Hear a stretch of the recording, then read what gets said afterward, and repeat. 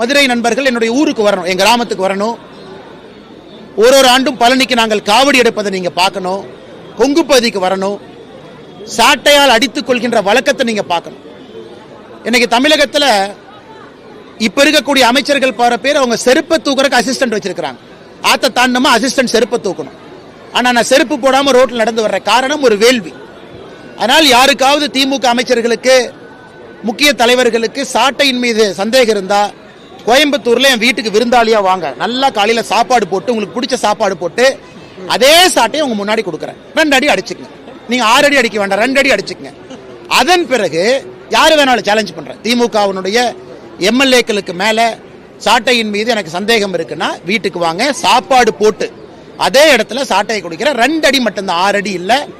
அதன் பிறகு உண்மையா பொய்யான்னு நீங்க திமுக யார் அடிச்சுக்கிட்டீங்களோ அந்த தலைவர் ஒரு லேபுக்கு கொடுத்து டெஸ்ட் பண்ணுங்க. அது மஞ்சியா, அது பஞ்சா, அது பிளாஸ்டிக்கா, அது இதுவா, அது அதுவான்னு எல்லாம் செக் பண்ணிடலாம்.